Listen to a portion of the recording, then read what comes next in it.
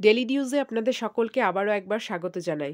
আজ আমি আপনাদের সাথে শেয়ার করছি পাবদা মাছের ঝাল, যেটা আমি সর্ষে আর পোস্ত দিয়ে বানাবো। এর জন্য অবশ্যই লাগছে পাবদা মাছ। মাছগুলোকে ধুয়ে ভালো করে পরিষ্কার করে নিয়েছি। প্রথমে দিয়ে দিচ্ছি নুন,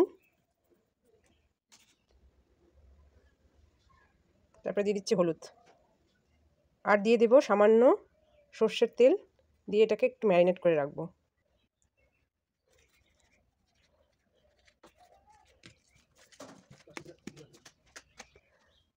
প্রথমে আমি সর্ষে, পোস্ত আর কাঁচা লঙ্কার একটা পেস্ট রেডি করে নিয়েছি, আর নিয়েছি সামান্য একটু কালো জিরে আর 3টে কাঁচা লঙ্কা। মাছ ভাজার জন্য একটা প্যান বসিয়ে দিয়েছি। এখন দিয়ে দিচ্ছি সর্ষের তেল। এই রেসিপিটা আমি সর্ষের তেলেই করব। সর্ষে পোস্তর যে কোনো রেসিপি সর্ষের তেলেই বেশি ভালো লাগে।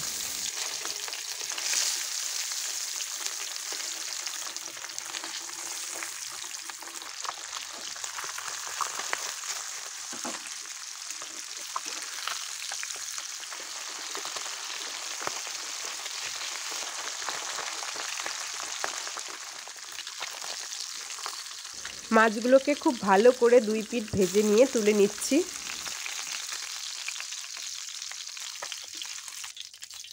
এরপর ওই তেলের মধ্যেই সামান্য একটু কালো জিরে ফোড়ন দিয়ে দিলাম, আর দিয়ে দেব একটা মাঝারি সাইজের টমেটো, যেটাকে কুচি করে নিয়েছি।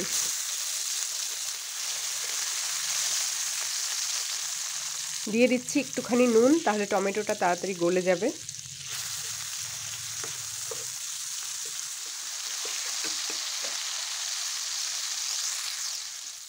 এখন দিয়ে দিচ্ছি পরিমাণ মতো হলুদ গুঁড়ো,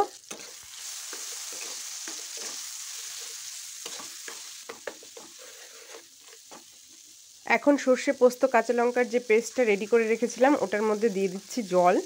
যতটা আমি ঝোল রাখবো সেই অনুযায়ী জলটা অ্যাড করব। দিয়ে সমস্তটা আমি ঢেলে দিলাম। মশলার বাটিটা ধুয়ে আরেকটু জল দিয়ে দিচ্ছি।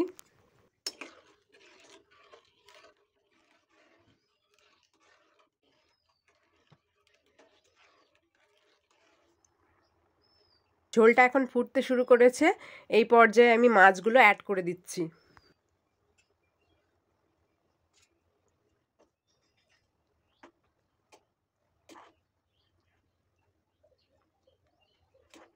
এখন আমি 3টে চেরা কাঁচা লঙ্কা এই ঝোলের মধ্যে দিয়ে দিচ্ছি।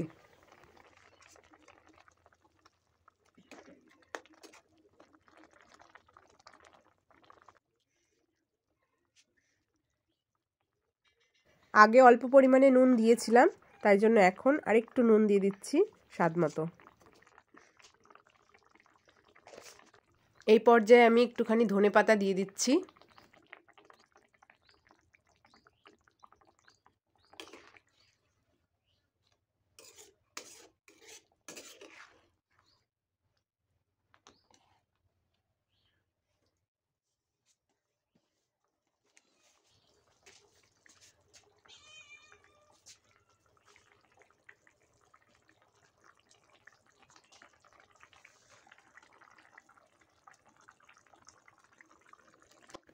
রেসিপিটা আমার প্রায় হয়ে এসেছে। এখন আমি আঁচটা বন্ধ করে দিচ্ছি।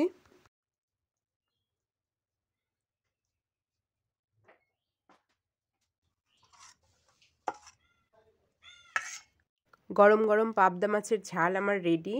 রেসিপিটা খেতে ভীষণই ভালো হয়, আর খুব সহজ একটা রেসিপি, যে কেউ বানাতে পারবে। আপনারা চাইলে এর ওপর থেকে কাঁচা সর্ষের তেল ছড়িয়ে দিতে পারেন। আমার তেলটা বেশি হয়েছিল বলে আমি আর পরে থেকে তেল দিচ্ছি না। আশা করছি আজকের রেসিপিটা আপনাদের ভালো লেগেছে। যদি ভালো লাগে তাহলে অবশ্যই রেসিপিটাকে লাইক করবেন, কমেন্ট করবেন আর শেয়ার করবেন বন্ধুদের সাথে। আর চ্যানেলে যারা নতুন তাদের চ্যানেলটিকে সাবস্ক্রাইব করার অনুরোধ রইল। দেখা হচ্ছে আবারও একটি নতুন রেসিপি নিয়ে। সকলে ভালো থাকবেন, সুস্থ থাকবেন। ভিডিওটিকে শেষ অবধি দেখার জন্য আপনাকে অসংখ্য ধন্যবাদ।